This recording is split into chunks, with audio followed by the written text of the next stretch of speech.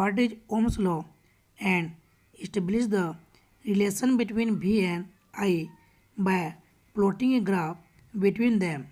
यहाँ पर एक क्वेश्चन है ओम्स लॉ क्या है और हमको एक ग्राफ खींच के V पोटेंशियल डिफरेंस और I करंट दोनों में क्या रिलेशन है इसको हमको बताना है।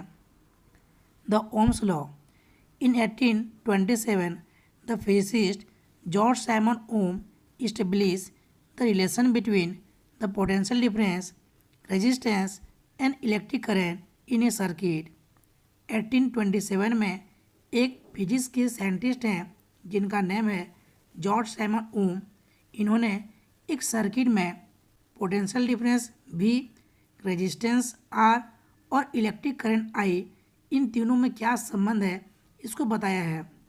According to this, if the physical condition like length, temperature of a conductor remain the same, then the current flowing through it is directly proportional to the potential difference across its end।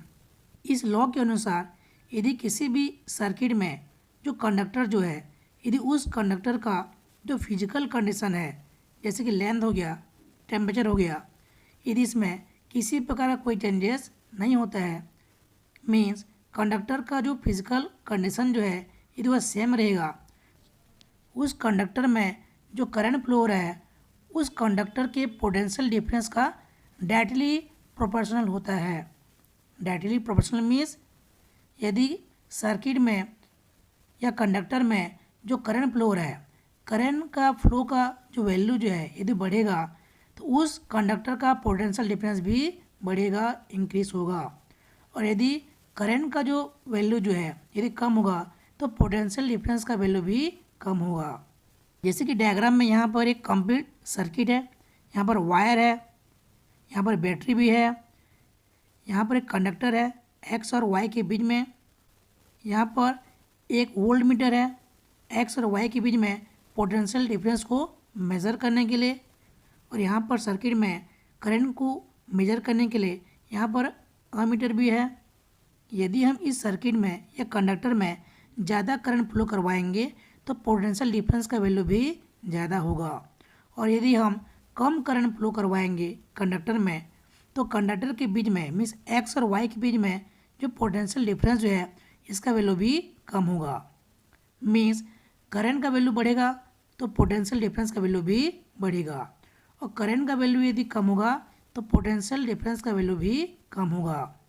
If V be the potential difference apply across the conductor, यदि conductor x और y के बीच में जो potential difference है इसका value V होगा, and I be the current flowing through it, और इस x और y के बीच में जो करंट फ्लो हो रहा है यदि इसका वैल्यू I होगा तब हम V directly proportional to I इस प्रकार से लिख सकते हैं या दर्शा सकते हैं।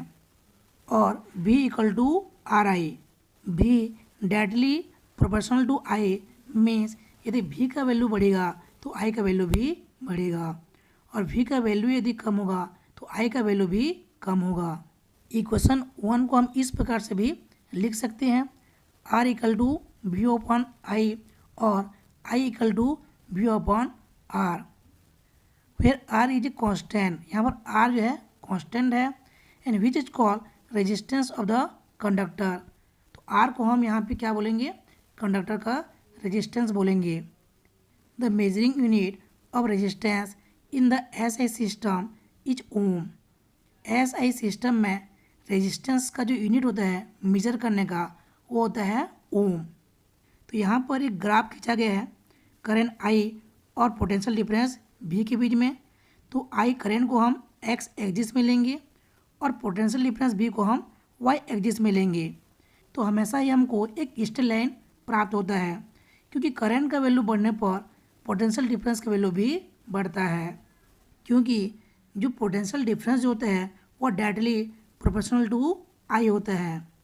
इसलिए जब भी हम करंट और पोटेंशियल डिफरेंस V के बीच में ग्राफ खींचेंगे तो हमेशा ही हमको एक स्ट्रेट लाइन, एक सीधी लाइन प्राप्त होती है।